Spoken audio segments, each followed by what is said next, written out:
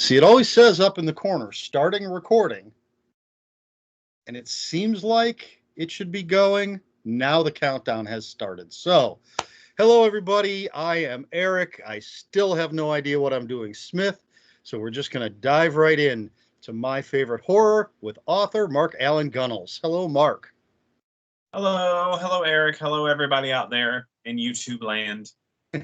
I have not figured out, and this is the, let's see, I think I've posted the 7th interview I've done for this show, and I still have not figured out how to introduce the show itself.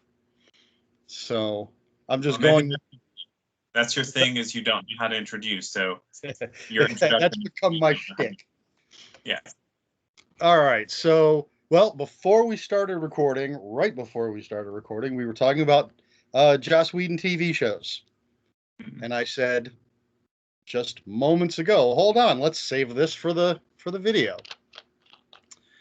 So you had mentioned Dollhouse, and you're a fan of that show. I am. I like most of those shows, but yeah, I know Dollhouse isn't necessarily a popular one, but I really liked it. Well, I was very excited when it was announced, and when it first came out. I loved Eliza Dushku as Faith on Buffy and Angel, but I couldn't get into it. I felt that despite the fact that she had for lack of a better way to put it, a different personality every episode, I felt that she just lacked personality. But years and years and years ago, when I was moving from one place to another, I had shut my cable off. And so I would walk to the library, which wasn't very far away, and just get TV series on DVD to watch, since I didn't have TV. And Dollhouse was one of those. And when I binge watched it, that's when I fell in love with it. Well, I will say I do love Eliza Dushku, and I did love her in that show. But I felt like it was some of the characters around her that I really gravitated toward. And I did watch it when it was airing, even though I started watching it and I liked it, and I almost stopped watching it just because I felt like it was going to get canceled, and I didn't want to get overly invested and then just have it canceled like Firefly was. But I kept with it, and then they at least gave it a second season where they got to wrap things up. But even though it was a little rushed there at the end of that second season. But yeah, I thought it was a very interesting concept, and I like where they went with it. Now, did they air the episodes that took place in the future? I'm trying to remember if because I think that they did, because I don't think I waited till the DVD to see that episode. So I feel like they must have aired that one at the end of the first season. And this was years and years and years ago, but I felt like my memory is that when I had the discs from the library that it said something about unaired, but I could be completely misremembering that. I didn't see that one until I got the DVD, but it's all mixed up in my head now, because once I got the DVDs, of course, I just binge watched them again. But now I can't. I'm not sure if they aired that one or if it did wait till the DVD. Well, I found it interesting for myself that, with the X-Files, I was always a fan of the Monster of the Week episodes. Did not like the story arc stuff and the mythos, generally speaking. But with Dollhouse, it was the complete opposite. I had little interest in the character of the week episodes or whatever. Not that there were that many, because they were short seasons and only 2 seasons. But it was really the overarching story that drew me in. Yeah. Well, it was an interesting concept that I thought they handled well. My problem with the X-Files was their overarching thing was so convoluted and confusing And a while back, a couple of years ago, my husband and I thought we were gonna like binge the X-Files. But we didn't make it. I think we stopped in season 2. Because I still like those Monster of the Weeks, but I had forgotten how fast the alien mythology episodes got confusing. Well, I read a book about the show, and my understanding is a lot of it was like what people say happened with Lost, is that they just started making it up as they were going along. Like there was no plan for what that was going to be. And so they were like, okay, well, now we've got this black goo. And then they're like, oh, no, wait, there's 2 different types of aliens. And one wants to take over the planet, and one is trying to prepare us for that invasion. And then it became, no, it's just the one wants to take over the planet. The other one isn't helping us. They just don't want them to get just like crazy stuff that people just kept changing their mind and what they wanted to do. Whether any of that's true or not, I can't say. That's just what I read. And I was probably a bigger fan of Scully, because in life I am a Scully. Although I have discovered that if I say that to young people, they don't necessarily know what that means. But I also think like I'm a rational Scully who would believe what I'm saying. Like watching it from the beginning, it's amazing how skeptical she remained with everything she kept seeing. And I'm like, well, if you're a scientist, aren't you going to at some point believe what you're actually seeing and observing? And I don't know, but it was funny in the first season, there was a lot of like, he gets out of the car and she can't quite get her seatbelt off. So by the time she runs in, it's right after the thing has stopped. Right. Like, there was a lot of that. I'm like, okay, we can only work that so long. Well, that was Kolchak the Night Stalker. Did you ever watch that show back in the... I have vague memories of it. At the end of every single episode, his evidence somehow got destroyed. Yeah.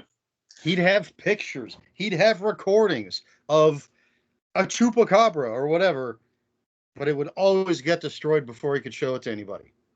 Every week.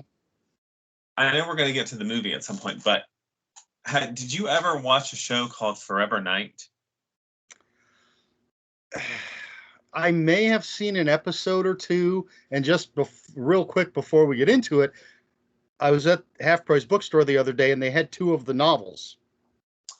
Now, and I almost picked them up, but it was like I think it was early 90s. It was a syndicated show, and it was kind of angelish in a way, because it was a vampire who was seeking redemption, and he was working as a police detective, and also there was a doctor who was in love with him who was trying to find a cure for vampirism.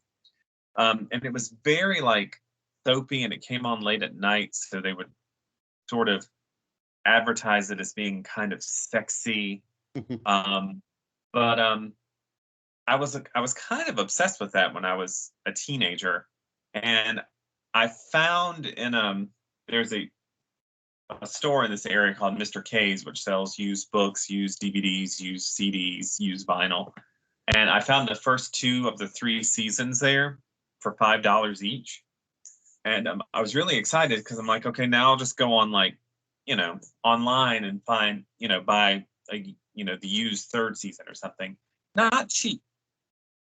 So every time I go back to Mr. K's, I'm always looking to see, like, did anybody leave the 3rd season here for me to buy for $5? But yeah, that was I've always been into those kinds of shows, like, since I was very little. There was a show called Nightmare Cafe that I think Wes Craven produced, that I used to watch, and it was very short-lived, and I remember being very disappointed. But wasn't it like Freddy's Nightmare Cafe? No, there was a show called Freddy's Nightmares. Okay.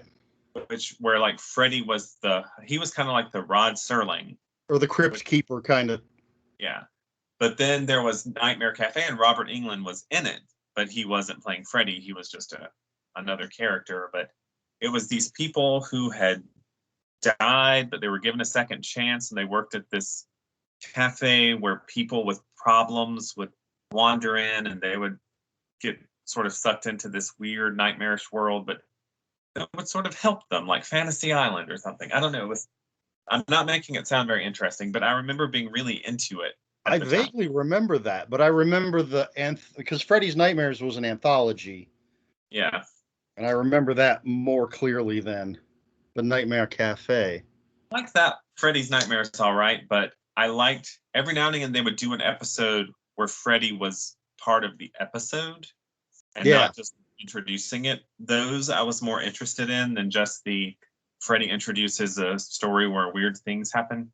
But I was also like super into Friday the 13th, the series that has nothing to do with. I watched that series, but I was really into that one. I like that whole format of the cursed objects they were always seeking out. But yep, I remember I don't remember if it was the first episode, but I'm pretty sure one of the very, very early episodes was like Jack the Ripper's scalpel.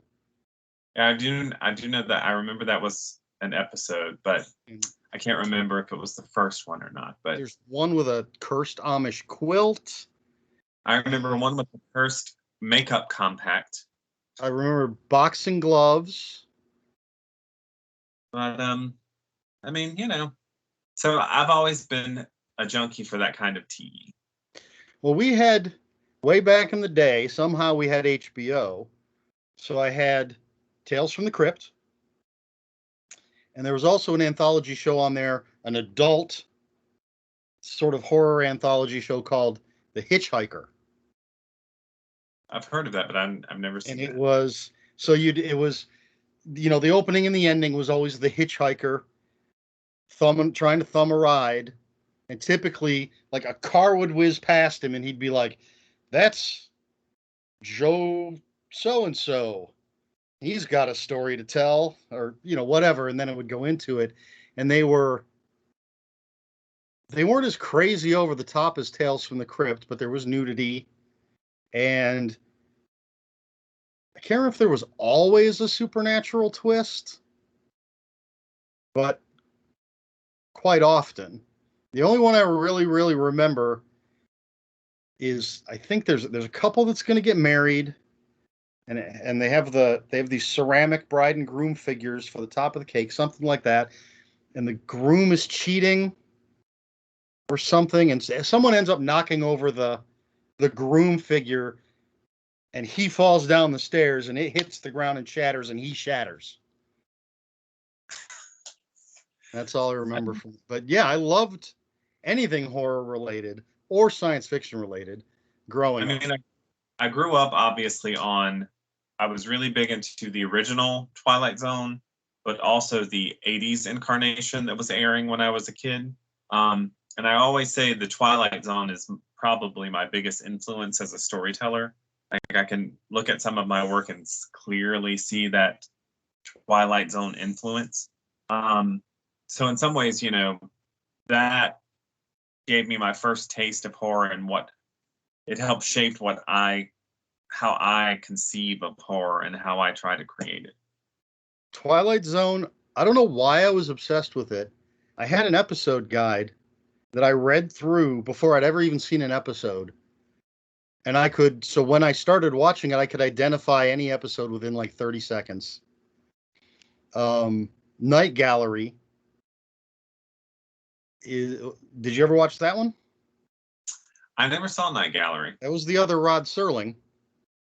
And that's the show that made me run screaming down the stairs in terror when I was a child. Okay, it was a couple months ago. There was an episode about this big game hunter, tough guy, and his wimpy son. And stuff happens. Something ends up happening to the dad. And the kid walks into the game room, and or is it the kid or somebody walks into the game room and starts pouring a drink, and this voice says something like, "Don't drink that, there's a new trophy." And he looks up, and the man's head is on the wall, mounted on the wall. It's a horrible description I've just given, but I was a kid. My parents were downstairs watching it with their friends. We were told not to watch it. We were sent upstairs. We turned it on anyway. And when they revealed that guy's head on the wall, I screamed at the top of my lungs and ran downstairs. I was horrified. Well, when I was about 10, my mother did let me watch some of The Exorcist on television with her. And I did at some point end up hiding behind the sofa, and so she finally sent me to bed. But I grew up in a very permissive household. I could watch just whatever I wanted. Violence, nudity, it didn't matter. So, I mean, I was just telling my husband the other day that, one of the first things I remember is watching with my family the original Salem's Lot miniseries when it first aired in '79. So I would have been 5. But I have like vivid memories of watching that with them. So, and when we didn't get a VCR till I was in high school. And so there were so many horror movies I had never seen, and I started going to the video store and just renting them like crazy. And that's actually where I discovered Pumpkinhead, which is the movie we're going to talk about. Spoilers. Oh, sorry. I just randomly picked it off the shelf because I pretty much just rented down the line of the horror section. And a lot of them were atrocious. Some of them were very good. Pumpkinhead was the one I ended up really loving, and I mean, we watch it every year. We're going to watch it sometime this month. We watch it every October. Well, I just finished watching it because I have not seen it in a long time. But yeah, I have those video store memories. We had a place called Heights Video. It was owned by 2 high school teachers, and they had a great horror section. And we would, just look for the best covers and grab stuff off the shelves until we discovered Full Moon. Then we would grab any Full Moon movie. The Puppet Masters and Demonic Toys and Seed People and Doll Man, all of that stuff. We'd grab 2 or 3 of those every weekend. And it's weird because I had seen before that most horror movies I saw, because we had every once in a while we'd get cable for a little while till we couldn't afford it and it got cut off. But mostly I would see horror movies if they aired the edited versions on TV. So like I had seen Halloween 2 and Friday the 13th Part 2 like a bunch of times on regular TV because they aired those a lot for some reason. But it wasn't until I was in high school and we got a VCR that I ever saw the first Halloween or the first Friday the 13th movie.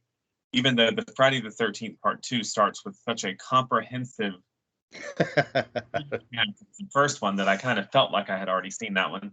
But it was kind of interesting because when I was a little kid and I watched Halloween 2, it starts with her telling the kid she's babysitting to run for help.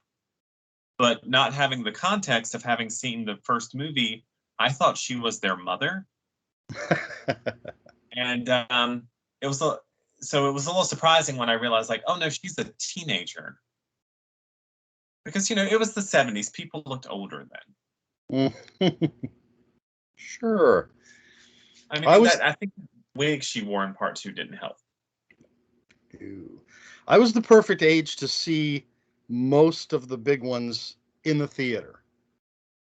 Although I saw Friday the 13th Part 2 in the theater before I ever saw Friday the 13th, which I ended up seeing on HBO.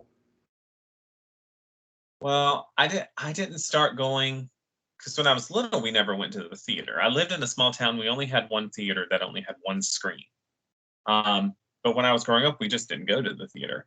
So I was probably 12 or 13 before I started going to the theater. And it was back in the day when they didn't really care how old you were. So I would walk the several blocks to the theater. And I remember the first Nightmare on Elm Street movie I saw in the theater was part 4.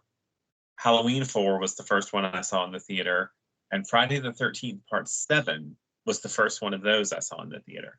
But then I saw all the subsequent ones there. And then when Child's Play came out, I remember going to see that there. And so, but yeah, it was when I got a little older that I started finally seeing things on the big screen.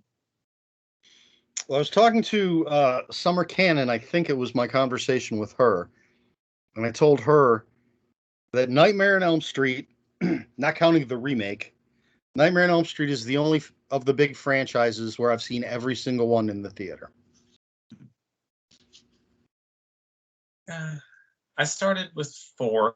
Now 3 was the first one I saw, and that was during one of those brief windows where we had cable. And I saw part 3 on cable and thought it was just amazing.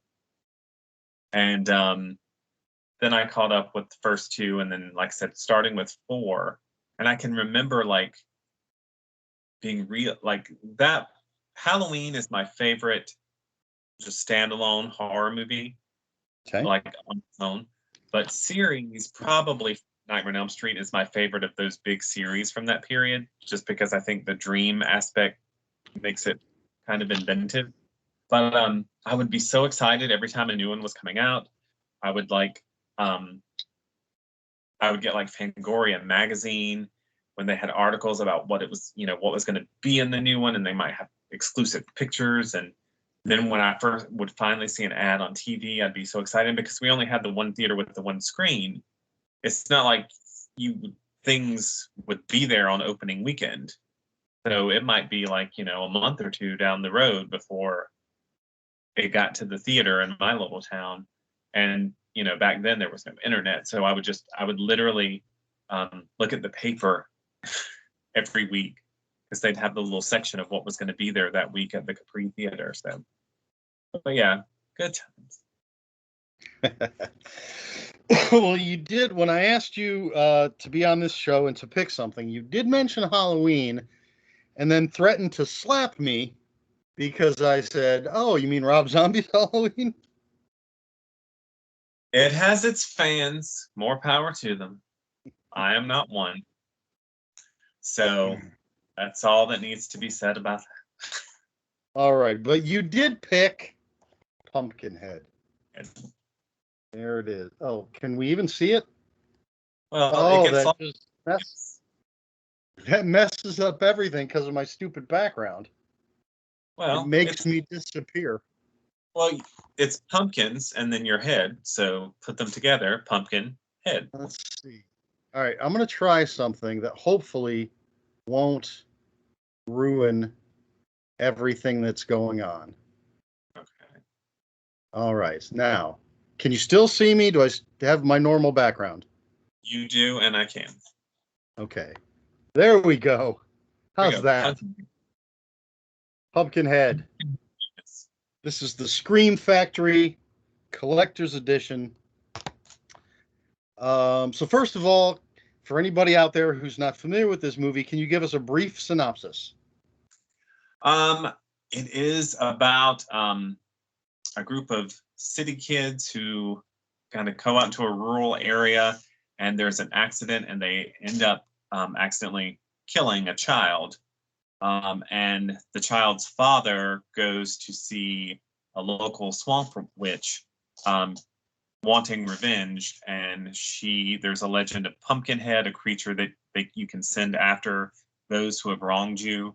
And he agrees, and the creature gets set loose, and he instantly starts to regret it.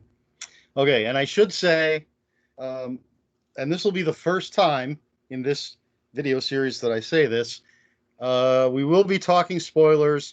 If anybody watching this doesn't want it to be spoiled, pause this video, go watch the movie, and then come back, because we're going to break it down. We're going to talk about everything. So there we go. Spoiler warning. I haven't done that. Let's see. I've posted, like I said, I think I've posted 3 of these so far. Have not mentioned a spoiler warning in any of them. But what are you going to do? I'm still finding my way. Now, why before we get into it and start breaking it down, why did you choose Pumpkinhead? I chose Pumpkinhead because I love it, and I know it has its fan base, but I also feel like it's one that doesn't get as much attention as I think it deserves. To me, it really stands out from a lot of the horror movies of its era. I think there's a lot more going on in it that's maybe a little more thoughtful and interesting than in some of the creature features of its time. And I wish it was discussed more when it comes to like great classic horror, because I actually think it really stands up there with the best of them. Couldn't agree more. This is Stan Winston's directorial debut, feature anyway. And as far as the writers, I was watching the credits, and it's far too convoluted to name everybody, because it was story by Stan Winston and a couple of other people, inspired by a poem by somebody, and then screenplay by two other people. I was like, I'm not going to remember all that, and I'm not taking notes. So, but we start what I would normally call the cold open, except it takes place after the opening credits. Do you remember how many years ago? 57. I want to say 37 or 57, but I don't think Lance Henriksen's that old in the present day part. I can't remember the exact year that it took place, but yeah, it's when Lance Henriksen, who's like the main character of the movie, it starts with him as a child and something he witnesses that, sort of reveals to him the legend of Pumpkinhead. Well, we have somebody. Well, we actually start with him as the kid and his parents, and we can see something's going on. Something's got them spooked. And then it cuts to the guy running through the cornfield and everything. We see him getting dragged away.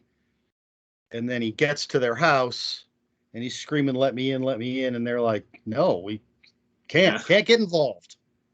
And then that beautiful, iconic shot that Lance Henriksen's character sees of Pumpkinhead silhouetted against the light, holding the guy up. And then it cuts to present. Yeah. What's that? I think it's the image on the original VHS cassette that I rented back in the day. I don't know if it was the original artwork for it, but it was the one on the VHS that I rented back in the day. Well, this has, as they do at Scream Factory, we've got that. I'm going to take this out.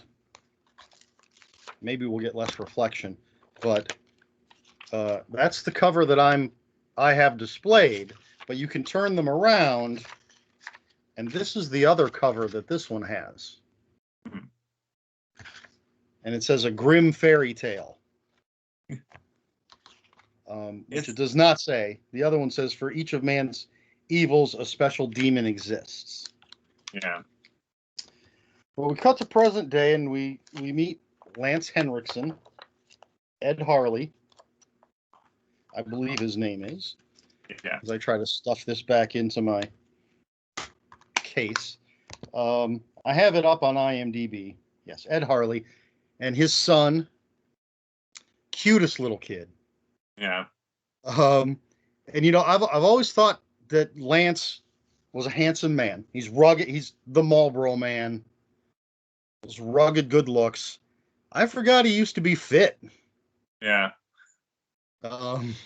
Thin, but fit. Yeah. So I really liked. I'm used to seeing him as the gruff character. Yeah. Which he is. He is a bit in this, but those scenes with him and the son are incredibly touching. Yeah. I mean, he shows a real tenderness there and a real sensitivity. And I mean, I love Lance Henriksen. I mean, he's been in a lot of great, and at that time period, he was in like the first Terminator. He was in Near Dark, which is my favorite vampire movie. But I really felt like this movie, he gave like his best and most nuanced performance of the films he was in that time period. And I agree, those scenes with his son they felt very real. They felt very emotional. And I thought it set up that very nicely for, the tragedy that was coming. Yes, unfortunately. Yeah, I thought his performance was great. I thought the kid was fun. And we even see them the next morning. They're going to open their little general store, fruit stand, whatever it is, grocery store. And I noticed it had Harley's groceries or whatever, and then written next to Harley, it said "and son." Yeah. Like someone had just painted it or penned it on there, which was a nice touch. Then we cut to the city kids. Yeah. Or actually, I think we've cut to them before that, when he was telling his son the story. Yeah. And so, what do you think? What do you think of the city kids? Well, the city kids, their performances were a little more uneven, I will say. But what I liked about them was, they, particularly some of them, come off very like arrogant and everything. But I felt like there was a decency about some of them, and then even ones who were making really bad choices, I feel like at a certain point in the film they were humanized too. Like they expressed their regrets and where they knew they had gone wrong. So even though I didn't think all of their performances were up to par with like Lance Hendrickson's, I thought as characters, at first you just see them as like the big city outsiders, but they are just people too, which it made it more than just. Around that time is when I felt like horror movies started doing the thing where they made the characters so obnoxious that you wanted them to die, so that the entertainment value came from, oh, I can't wait to see them get killed. Whereas here, I felt as the film went on, they made them more humanized. So you understood, even when you make bad decisions, you don't deserve to die. So, Well, in a movie, sometimes I think you do. Because Joel, so we have Joel and his girlfriend are in I think it's a Firebird, and then two other couples driving a pickup truck trailing some dirt bikes. And Joel is just a scumbag. He is, although he's one of the ones I feel like, as near the end, you see a little bit more of his human side. I wasn't sure how sincere he was, though. And I also think, like, part of the point of the film is, even when someone has done something to you, it's not actually going to heal you to do something back. And I think that's what Ed Harley realizes. And what I think is the most interesting, and here's the like big spoilers coming. The thing that I thought was the most interesting that really made the movie stand apart from just other revenge movies was that the person seeking revenge, after he realizes how wrong it is of what he's doing, he ends up trying to save the very people that he sent the monster after. So he becomes sort of their protector and their guardian, even though he's the one who initially set the creature after them. He even tries to go back to Haggis, the witch, and take it back at a certain point. And, it's just too late at that point. And I think there's like a metaphorical thing going on, especially with the way the movie ends, where it shows that sometimes when you are just so consumed by the idea of vengeance, you end up only destroying yourself. Because I often see this a lot, like on social media, when people like just have these vendettas against people. And I'm like, most times the person you are that angry at doesn't care. So you're not hurting them at all. You're just getting eat up in your own bitterness and like ruining your own life and your pursuit of happiness when they're just going about their lives. So I thought it was an interesting way of sort of giving a very frightening and very atmospheric horror movie, but actually saying something at the same time. All right. Well, the whole point of The Vengeance, we've skipped over. So the city folk, the city kids, they end up at the grocery store, and some stuff goes down, and we get the feature film debut of Mayim Bialik. Mm-hmm. It's only her third credit on IMDb, and apparently her feature film debut. Yeah. I did not recognize her. I don't know which of the kids she was. I recognize her, but then I first saw her in Beaches as like a little Bette Midler. So I think I must have seen that first, but I always think Blossom first. Yeah, but and it's possible I saw that before I saw Beaches. I'm gay, so that's part of my culture. So, but yeah, I remember her as little Bette Midler. As a matter of fact, when Blossom came on the air, I thought, oh, it's little Bette Midler. But so I can remember what she looked like when she was that age. So I'm like, I recognize her as one of the little dirty country bumpkin children. Yes. So Ed Harley, Lance Henriksen, has to run home and get some feed for one of his customers. Tells his son, stay in the shop with the dog Gypsy.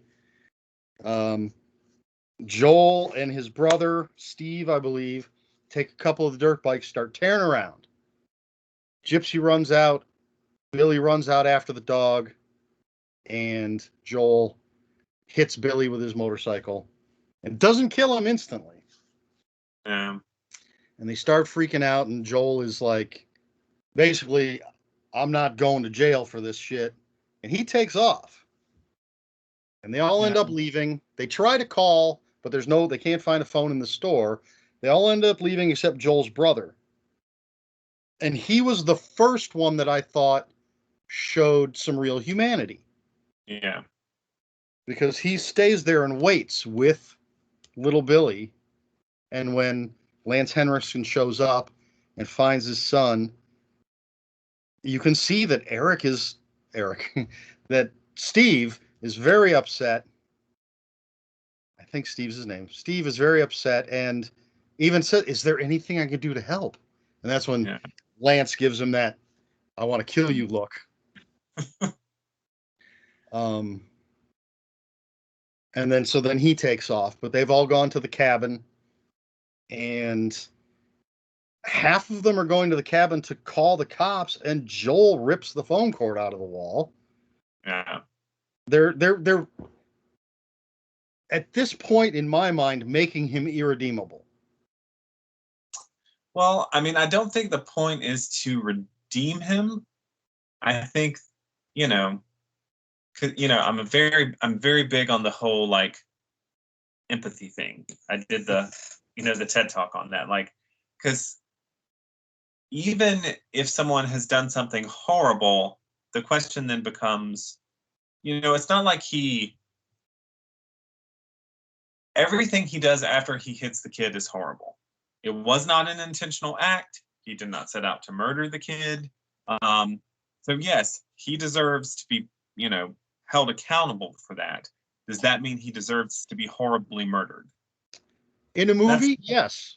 But I feel like the movie is saying perhaps not. But he's shoving his friends around. He rips the phone cord out of the wall. He clocks his friend in the head with a log, and then locks two of them in a room. I'm not sure if it was the bathroom or a closet or whatever it was. He, like I said, at this point, to me, he is irredeemable.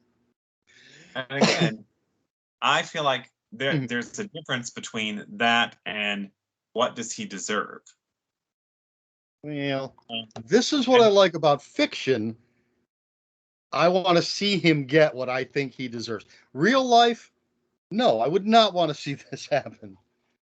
But in fiction, I'm one of those people that likes The Punisher, depending on who's writing it, because I like to see that. I like revenge. And that's why I think this movie is interesting, because it gives you, it's not that wish fulfillment. I mean, you see plenty of death, but I don't feel like it's that sort of. I know this will sound weird, but some horror movies have like the joyous death. Like, look what I mean. It makes it painful, and because Lance Hendrickson, who set the monster after them, has to experience the moment of their deaths. Like, it's not something he takes joy in. It's not something that feels like, oh, they're getting what they deserve. It feels like now he's no better than them, and even worse because he's doing it intentionally. So that's I find that so interesting and thoughtful, and not what you got a lot of at that point in the horror genre in film. And I think Lance Hendrickson played it so well. And I mean, the movie itself is just beautiful, like the way it's shot, the lighting, amazing. And I mean, my husband would be upset if I did not mention Haggis, the Swamp Witch, which is his favorite movie portrayal of a witch. She's just so creepy, not overtly menacing, but definitely very unnerving, and you understand why, like, nobody really wants to go there. So I don't know. I think it has so much going for it, and then of course because it's Stan Winston, the creature effects are very top notch. You know, I'm old, so I'm always going to go on and on about practical effects versus CGI. But just great practical effects. Like I said, the lighting and the fog and the everything about it. It's a beautiful film, just visually, and also I feel like the writing is very smart and it's entertaining, and also, I mean, if you just want to be entertained, you're going to get it. If you want to dig a little deeper, I feel like there's stuff there that you can get into. So it's one of the reasons why it's one of my favorite horror films. Well, Lance or Ed Harley, excuse me, he saw Pumpkinhead when he was a kid. So he takes his dead son, he goes to Mr. Wallace, asks where he can find the Swamp Witch, essentially. And Ed's not going to tell him, but his son Bunt tells Ed Harley where to find her. And she sends him on a quest almost. He has to find this thing and bring it back, which he's got this little bundle, like it's a little baby Pumpkinhead. Yes. And I just had this image of those things that used to put in water and they'd grow into a dinosaur or whatever, because we know Pumpkinhead's this big giant thing. But we could have had a Saturday morning cartoon like Jim Henson's Pumpkinhead Babies. That could have been fun. We could. Toxic Avenger had a kids cartoon. Why not Pumpkinhead? Just something to keep in mind. So she calls up Pumpkinhead, and it's gonna enact his vengeance. And it's around this point where Joel has his turn. I'm not sure how sincere it is. It may have been, but he tells his girlfriend, I've been fucking up my whole life. Now it's time to do the right thing. Something like that. And he lets his two friends out of the room he's locked them in. But it's too late because Pumpkinhead's going to start tearing through them. And I mean, that's also the thing about, if you think Joel is irredeemable, he's not just getting revenge against Joel. Right. He's getting everyone that was in the group who, I mean, like you said, the majority of them wanted to do the right thing. But like in the moment of wanting vengeance, he doesn't see any difference between them. And I feel like some of the scenes where they're being stalked and tortured, and I mean, it's so visceral and so upsetting. I mean, I know a lot of people talk about horror films being desensitizing, but I think when you really show violence as upsetting and and just, traumatic as it can be, I actually think that gives you more of an appreciation for the damage it can do. I think more like films where they play the deaths as laughs. Um, I'm th- I always flash to Freddy versus Jason, and they play a lot of the deaths like they're jokes, like they're punchlines. And I'm like, oh, and then he folds the guy up in the foldaway bed, and then I remember seeing that, and the audience like laughed and cheered, and I'm like, I'm not, I'm not saying like, oh, those movies shouldn't exist. I'm just saying to me that's more desensitizing than seeing actual upsetting violence. Um, but I don't know. I thought they did it in a way that, I mean, it's going to satisfy a horror fan, but it's also going to, I don't know. I always go back to, I think there's something deeper going on in this movie, some sort of deeper message that you can watch it without needing that message. But I mean, if you want it, you can dig into it and get to it. Well, I think you're right, because Harley starts or is experiencing what's happening through the eyes of Pumpkinhead. Yeah. Or feeling it. I don't think it's entirely clear, but we see there's some sort of effect on him. Yeah. And like, as you mentioned earlier, he eventually goes back to Haggis because he wants to put a stop to it. And she's like, it's too late. Once you set it in motion, that's it. And so he goes out to try to find a way to stop it himself. Yeah. And he ends up saving a couple of these people that Pumpkinhead has gone after. And Bunt. Got to save Bunt. Because he's trying to help them as well. Because the two, I don't know if you'd call them the main city kids, end up at the Wallace house. And the Wallaces are, just like in the beginning, they're like, well, I don't think they say anything, but essentially it's like, if we help you, we're marked as well. Yeah. But they're teenage, I think he's young teenage. Yeah. Bunt sneaks out of the house and wants to help them. And he's the same one who gave Lance Henriksen the directions to Haggis. Yeah. One thing I think is interesting is, even before the Ed Harley character starts like experiencing their deaths through Pinhead's eyes, like he already is starting, I think, to realize, because he has that sort of dream hallucination where he has his son's dead body in the truck, and he sort of hallucinates that the son sort of sits up and just says, "What did you do, Daddy?" And I feel like he's already starting to regret what he's. I like that there was already that hint in that character of regret before he actually had to start paying that price of actually experiencing, like, not, he can't just set the monster loose and know that it got done. He has to experience what's happening. And that's when he really realizes, like, this is not what I want, but now what can I do to stop it? Like you said, so then he, and it's not that, he suddenly has warm, fluffy feelings for these people. Go ahead. Oh, I was just going to say, I think because he acted in that moment of weakness caused by his grief. Yeah. We already know that his wife is dead, so it's just him and his son, and we've seen the wonderful relationship that they have. And so when his son is killed,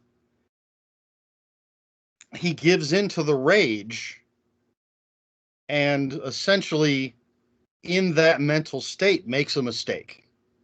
Yeah. By going to Haggis and having Pumpkinhead called up for his vengeance. That's my look at it. That's the way I'm seeing it. Yeah. And, I think, and I think when I first watched it, what really struck me was that turn of how he set it on them and then he was trying to save them. And like I said, it's not like he just suddenly thinks they're great people. Right. I think he has a lot of anger toward them. It's not like he wants to go hang out with them. But he realizes this isn't, they don't deserve this because of what happened.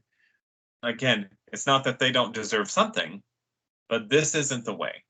And I think it was that turn that really won me over when I first saw that, because again, it's not that there weren't great horror movies being made at that point, but I felt like in a revenge movie, that's really what it was about.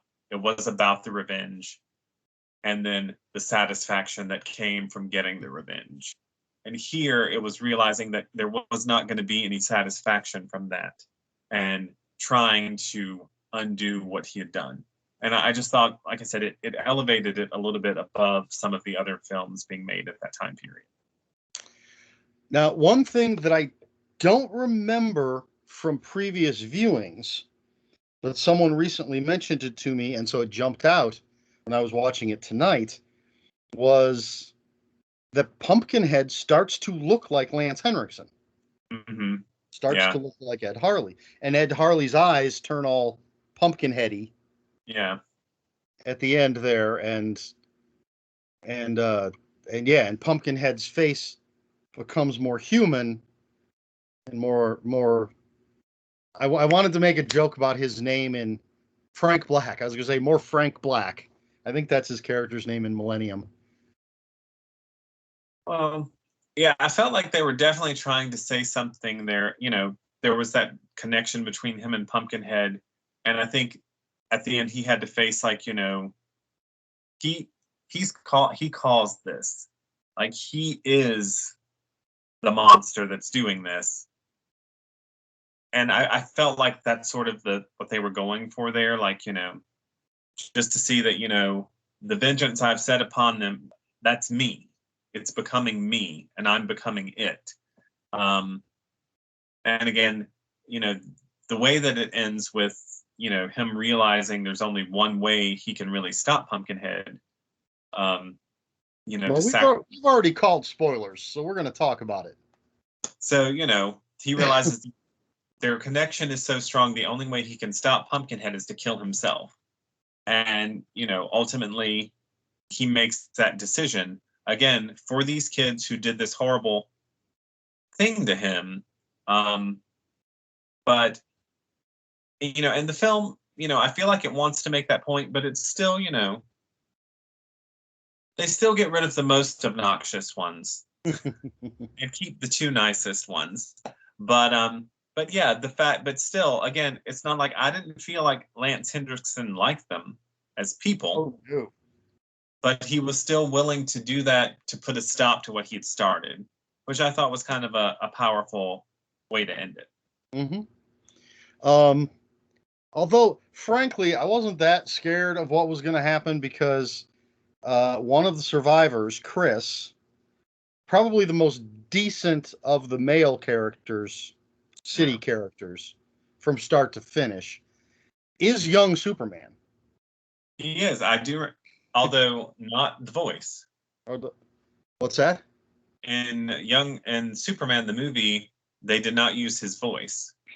So he's the face of young Superman, but not the voice of young Superman. So I don't know if that, like, you know, I think the power is in the face. Okay. But yeah, it's interesting to me, some of those horror movies from that era where, you know, sometimes the acting was iffy, but sometimes there were and I can't remember her name, the character's name, but the female character that lives. I want to say that was Kim. I can't remember. Just watched it. But I feel like it was Kim, but I'm not sure. But I felt like that actress, like, had a lot of warmth and a lot of, I don't know, she had a nice presence, I thought. But, you know, I've never seen her in anything else. There are several horror movies from the 80s where, you know, there might be some actors or actresses in there where I think they really gave great performances, but just never, they never became a Johnny Depp or a Kevin Bacon or, you know, where they went on to these great things. And it's always, but it's interesting to me, like, when I don't know. There, Nightmare on Elm Street Part 2, sometimes referred to as the gay one. The actress who was like the female lead in that one. Mm-hmm. Like, I mean, this has been a long time ago now, but there was a HBO show called 6 Feet Under, and she just popped up in an episode as one of the character's therapists, and I got all excited because I'm like, oh my god, it's the girl from Nightmare on Elm Street Part 2. She's got a job again. But it's interesting because, you know, even though some of the acting in some of the horror movies isn't the best, I still think there was some great performances happening in some of those movies. But the people's careers didn't always take off the way that others did. Well, one of the things I like about lower budget horror, more independent horror, and this isn't always the case, but some of the performances feel more authentic to me. When you get into higher budgets, studio projects, then the people are acting. Yeah. And when it's something like this, it's people that, I don't know, I could be completely off here, but sometimes it just feels like the line readings maybe, or what they're doing, just have an authenticity to it. I mean, I like low budget stuff. I mean, you know, I think that is the case sometimes, not all the time. I mean, I could have picked for our movie Final Exam from the early 80s because it was filmed at the college that I went to, and I love it because of that. But I mean, it is, I don't know if you've ever seen it, but from beginning to end, just an atrociously bad movie. I mean, the acting is so off. Well, like I said, it's not always the case that a low budget film is going to have these performances. But it's interesting.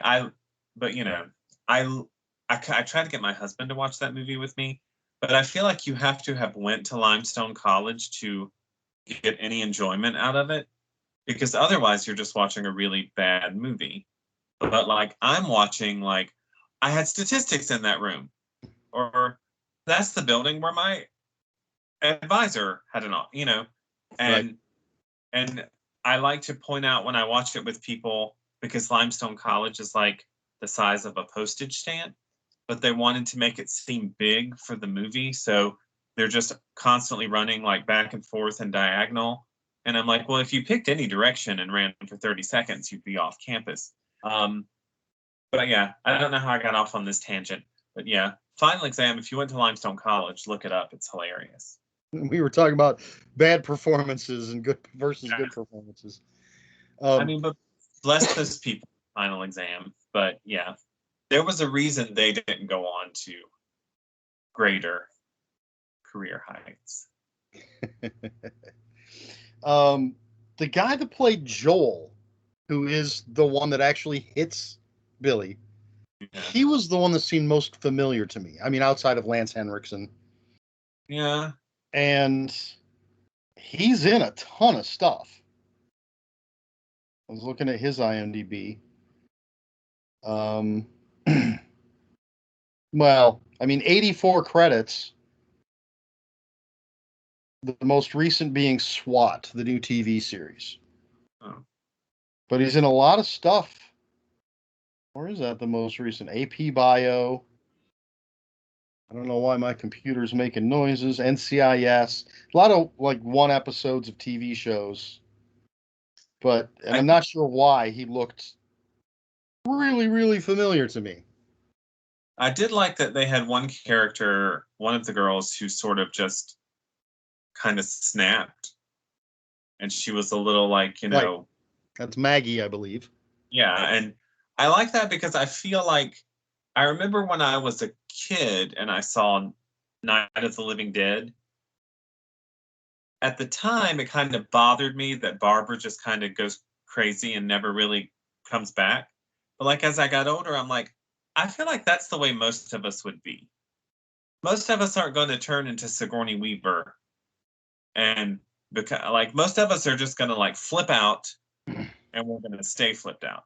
So I kind of like that they had a character who that was her reaction to all this. And, she sort of at first kind of retreated into herself and then was all like, we just have to pray this away. Did not work. Poor Maggie. But yeah, I felt like the reactions that some of them were having were realistic in a way. Yeah, I mean, you had the people that wanted to help. You had the young woman that kind of goes catatonic and is freaked out by it. And then you have the guy that did it and has his reasons for essentially running away. Well, what? Because we didn't even mention the fact that he was drinking. Yeah. When he was driving his sports car before they get to the grocery store, he's drinking a beer while he's driving. And he says after he hits the kid, he's like, I've been drinking. And then we find out he has a previous accident where he hurt somebody. And he's like, but he's like, it was an accident and I'm not going to jail for it. But again, he has that turn, possibly. And I mean, in some ways you could say his reaction in the moment is like you were saying, like Lance Hendrickson had a reaction in the moment. Right. That maybe, given some time, you're going to like sort of realize, because, realistically, there's not much chance Joel wouldn't be going to jail for this. If Lance Hendrickson had just decided to go to the police instead of a swamp witch. So maybe an interesting parallel there. I don't know. I thought it was just, I don't know. I just think the whole thing was well done, and I hated that. I thought it was so good. I would have loved to have seen more of Stan Winston directing, because I thought, again, just visually, it was stunning. Amazing visuals. But, that really wasn't a career path that, took off for him. And I realized, they didn't, I think at the time it wasn't like a huge hit or anything. I feel like it's one of those movies that over time has developed a much bigger following. But yeah, I would have loved to have seen him delve into directing more after that. Have you seen any of the sequels? I know back in the day, I think right after I rented Pumpkinhead, I rented Pumpkinhead 2, which really not very related. And I think it had a teenage Punky Brewster in it. And it was very much more kind of a broad, how that like there's broad comedy. It's like kind of broad horror. I don't remember much about it. I do remember seeing they made some cable sequels years later that even had Lance Hendrickson like make a cameo appearance in it. So I'm on IMDb. You've got Pumpkinhead 1988, Pumpkinhead 2 Blood Wings 1993, and then in 2006 is Pumpkinhead Ashes to Ashes, and it lists Doug Bradley and Lance Henriksen. Yeah. And then in 2007, Pumpkinhead 4 Blood Feud. And I know I saw that the first one of those two, because I think they made those like back to back. And I think I've already forgotten his name. The kid that tries to help them. Bunt. But it's not the same actor, but I think there's supposed to be a character that's him. I was interested in it just because I knew they were, Lance Hendrickson was going to make an appearance. So I thought, oh, it's going to be like a real sequel. But I'm not even sure I finished it. It wasn't great, and I never watched the second one. It was kind of like I got all excited when, I don't remember which one it was, 6 or 7 down the line in the Hellraiser movies. They brought back the actress who played Kirsty in the first two. Right. And I got all excited because I thought, oh, they're really going to like make it a true sequel to those. And then it wasn't. Like, she was barely in it. And it was clearly, and I did read something later that confirmed this, she was not in the original script. It was just random character. And then they thought, oh, wouldn't it be cool if we made it? But there was no real connective tissue between, and that's what I felt that was. I'm like, it's not really that connected to the first one, but they're trying to draw. What really like upset me about the Hellraiser thing was on the special features, there's a whole scene between Pinhead and Kirsty that they said Doug Bradley wrote because he wanted to like really acknowledge the history those two characters had together, but that the director decided to leave it out because he said, well, it won't make sense to people who didn't see those early films. And I'm like, well, then why did you have her back? Like, it seemed like you had her back to draw back the people who loved the earlier films, but then didn't want to give us anything. I wonder if that's... I'm sorry, go ahead. I just thought, like, well, I mean, who's deciding that their very first Hellraiser movie is going to be part 7 or whatever? I wonder if that's one of the films, because apparently a bunch of the Hellraiser films were not Hellraiser films. Yeah, I've read that too, that they were just scripts that they took and threw Pinhead in. And I think it was a not Hellraiser movie that they made into a Hellraiser movie. And then a character that was not Kirsty that they decided to make Kirsty. So it was just a mess. And I don't see Lance Hendrickson in as many things anymore. But I mean, I always like when he pops up. Like, I remember he popped up in Scream 3, which I realize now is also really old. But I like it. But yeah, I was hopeful. He was in a Hellraiser movie too, like one of the 7th, 8th, 9th, whatever ones, the straight to video ones. But yeah, he couldn't save, and it was just like a dream sequence or something he was in. So I don't remember a lot of the specifics anymore, but it was not. And then I didn't bother to watch the second one. I'm looking at Lance Henriksen has 259 credits on IMDb.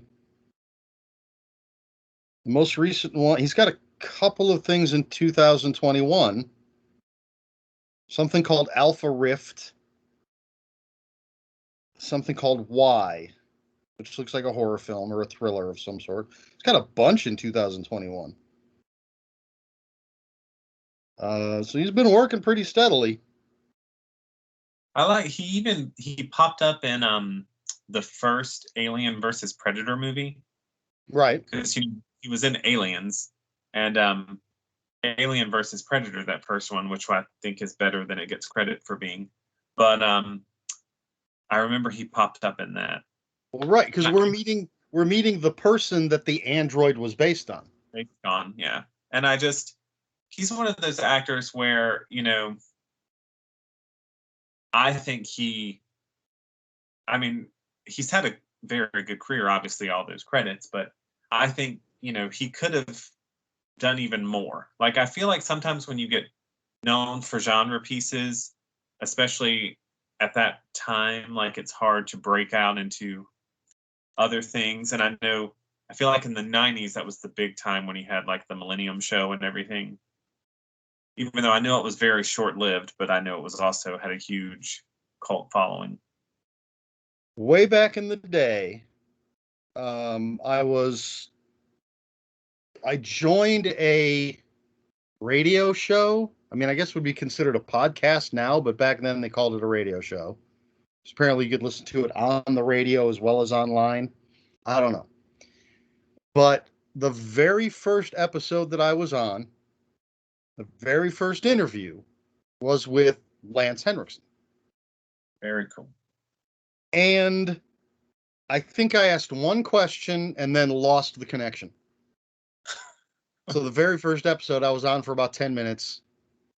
And then, because I was working nights, we had to record at night. So I bought a tablet and got the password for the Wi-Fi at work. And it didn't work well. And so it got cut off. So I don't even know if he ever answered my question that I asked him.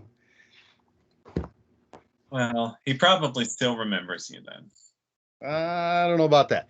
I've never seen any of the Pumpkinhead sequels, but since you picked this movie, I did order and read this. Which is a 5-issue Pumpkinhead. It's called Pumpkinhead Sins Revisited. It's from Dynamite Comics. It's written by Cullen Bunn, one of the best comic book writers out there. Bunt is... What's that? I didn't know that existed. Yeah, Bunt is in it as an adult, and he mentions Ed Harley, and it actually deals with the other evils or sins, because Haggis does say in the movie, for every sin or for every evil there is a demon or whatever. So Pumpkinhead gets called up. I don't know why it's always hit and run. A couple of kids are killed in a hit and run. Pumpkinhead is called up, and so to counter that, the people that Pumpkinhead is after go to Haggis's sisters, because according to this, and I don't know, it may be in some of the movies, I don't know, there was Haggis and she had 6 sisters, and they each picked a demon to be the guardian of, or whatever you'd want to call it. And so, but one of those sisters is gone. So the people that Pumpkinhead is after, they go to the other sisters, they call up their demons. So now you've got like 5 demons versus Pumpkinhead. It's actually very good, I think. And there's a bonus Haggis story at the end. I'll have to look that up. Like I said, I was not even aware of that. Yeah, I had an idea that this was out. I didn't realize that it was written by Cullen Bunn, who is just an amazing writer. But it just came. I ordered it Friday. It arrived yesterday. I read it real quick. There's the back. It's got a cover gallery with some, just great artwork. And I like this picture here. I don't know how well. What's that? Very cool. So that's my sequel to Pumpkinhead. You're probably better off that way. All right. Any last words about the movie? Last thoughts? Anything? If anybody out there has never seen it, I know we just spoiled everything for you, but go see it if you haven't seen it in a long time. Rent it, stream it, whatever. I think it's a great film that deserves a resurgence. Well, I had a little bit of time before we started recording. I got to see a few of the special features. There's an audio commentary on here. I'll have to listen to that. So, yeah, I love Scream Factory and their collector's editions and special editions for all the special features. And yeah, definitely well worth a watch. I may, because I hate myself apparently, I may look up the sequels and give those a try.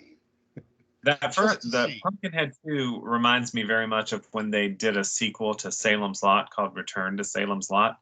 And it's not really that closely related, and tonally it's just completely different. Right. Interesting. I don't know. Well, I don't know. I haven't seen it. I can't comment. Excuse me. So what are you up to? What are you working on? Anything you can tell us about? Well, I'm working on I'm a little schizophrenic right now. I'm working on 3 different projects at once for 3 different publishers. So I'm working on a novel called Lucid, which takes place mostly in dreams. I'm working on a suspense novella called Septic, and I am working on a new short story collection called Tales from the Typewriter. So I'm just kind of doing a round robin. Like every day I'm working on a different project to get those done, hopefully by the end of the year, and then move on from there. But yeah, so right now it's just a lot of work. All right. I've started asking people, I don't know if this is a good question or not, but I'm going with it anyway. For anybody who has not read your stuff, what would you recommend as the best starting place for reading Mark Allan Gunnells?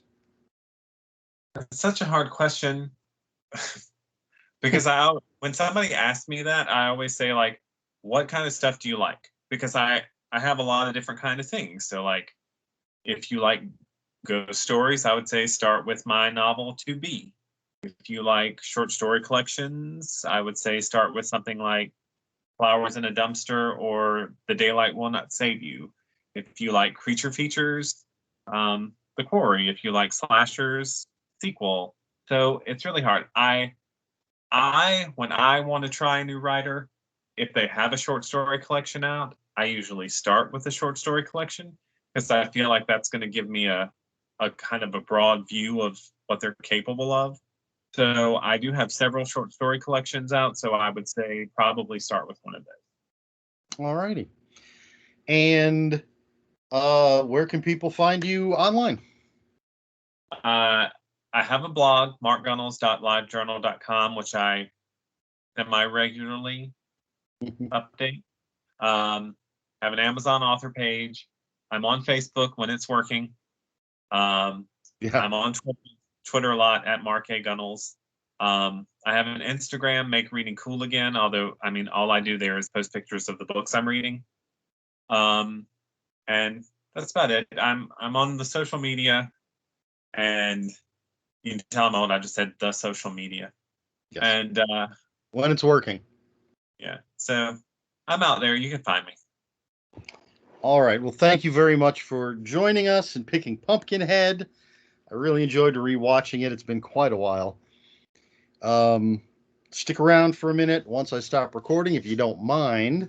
And then I guess I'll just roll into my outro, which is to tell people, if you have any comments or questions, put them in the comments below. Please like, share, and subscribe. I'm off the rails. Please like, share, and subscribe.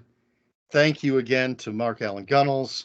And that's all I've got. So until next time, folks, read more books. And I need to find